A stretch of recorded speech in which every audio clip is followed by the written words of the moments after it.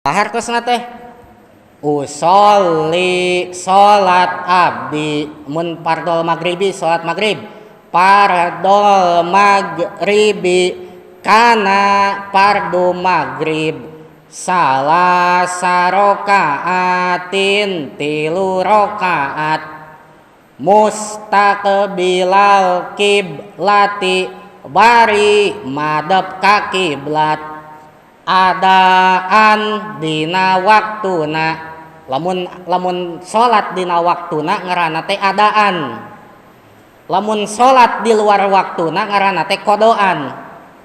Misalkan salat maghrib jam 8 wengi ganti adaan teh qodoan barina qodo di luar waktu lillahi karana Allah ta'ala bari maha luhur Allah. Tak kitu hartosna teh ta eta teh kedah uninga hartosna keun weh henteu uninga usolli teu apal logatna oge gitu.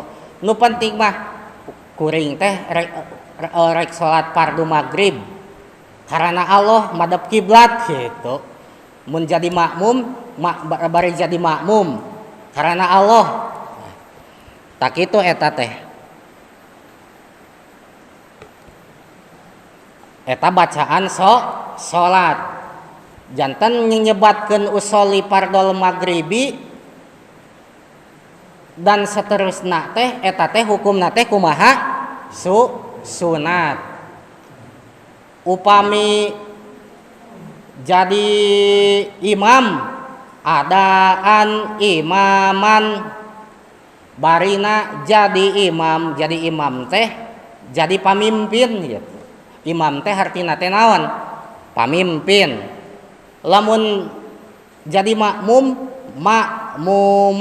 barina jadi makmum teh hartina teh naon? Anu dipimpin gitu. Mun imam hartina naon? Pimpinan salat. Lamun makmum hartina naon? Anu dipimpin. Ari anu dipimpin wayahna kudu taat ka pimpinan mah. Teu meunang miheulaan pamimpin. Teu taat ka pamimpin keur salat batal salatna teh. Gitu. Teu kenging miheulaan imam nuju salat miheulaan imam. Imam can ge naon ruku Allah urang geus ruku ta eta teh teu kenging komo miheulaan 2 rukun mah batal gitu tah. Hah? Batal miheulaan 2 rukun lamun nya teu kenging we lah gitu tah. Wayahna lamun imam salah, lamun imam teh kaliwat misalkeun tahiyat awalna teh hek diingetan ku urang teh subhanallah ceu urang teh hek imam teh keukeuh kalakat tahiyat awal ngarenang tung tuturkeun we wayahna gitu. Da teu nanaon ieu teh tahiyat awal oge. Kitu ari ka pamimpin mah kudu naon? Kudu turut wayahna. Selama pamimpin teh henteu nitah kadorakaan gitu tah. Selama pimpinan dina salat henteu doraka, henteu naon lah kitu teu cacat dina salatna wayahna tuturkeun.